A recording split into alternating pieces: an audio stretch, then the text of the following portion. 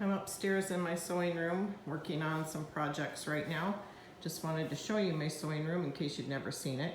That is my design wall over there. It's made out of a flannel blanket, and my chair for resting, since I seem to be having a problem with that. And my books, some music, such as that. The sleepover room is back there. My thimble collection.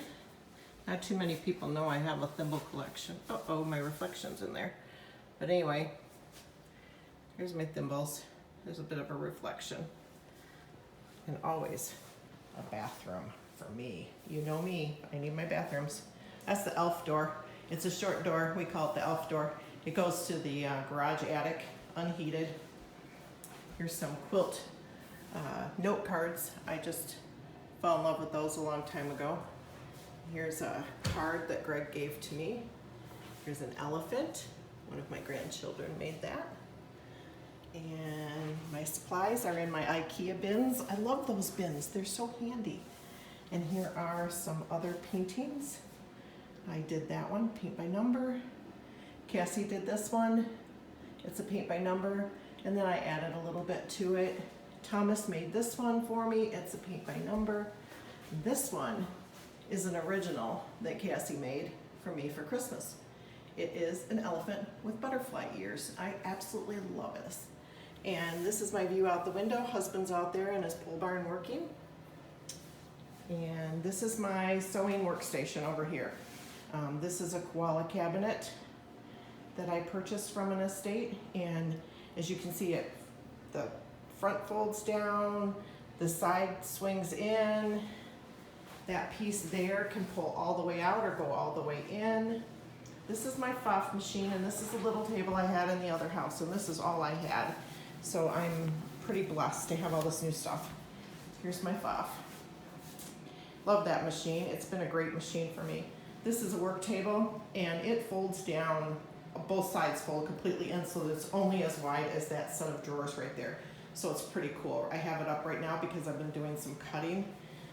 That table over there is a gate leg table that was my mom's, that she wanted me to have specifically, and it folds all the way out. I use it for my thinking table when I'm creating or trying to come up with a design for a quilt.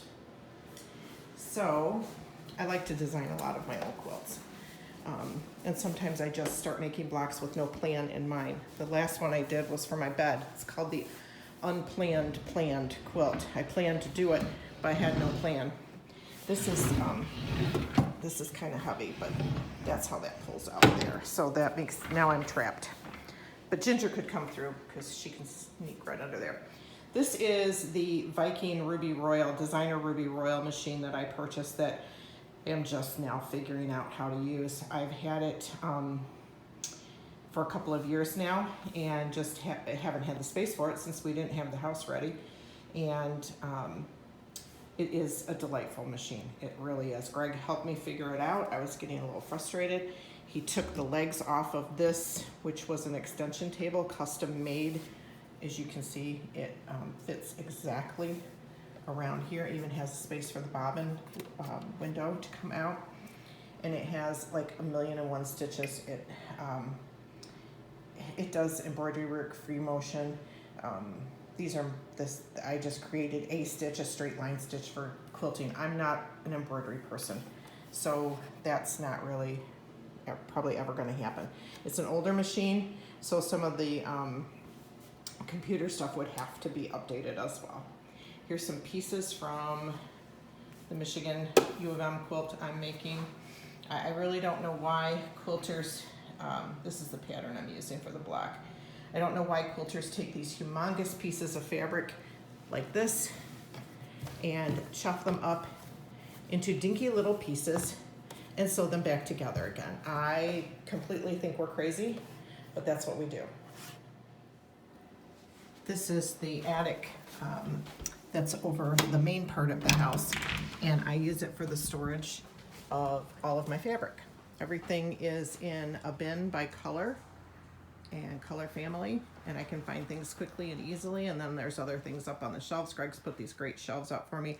I just lay my mats flat on the floor because they need to be flat. And that is going on the back of the U of M quilt when I get there. And then just other assorted stuff up here. And then, yeah, off-season clothes, blah, blah. And things that are stored because of the flood downstairs and extra stuff. Okay, so I want to show you how this designer Ruby Royal works. It's got some fancy stuff, like you tap the pedal once and the foot will go down, and then you just start sewing. And it really feeds the fabric nice. It never gets stuck or hung up, and I can just keep feeding these little pieces, and it never tangles up like my foff does sometimes. Just go right through. Zoom, zoom, zoom. I did all of those today.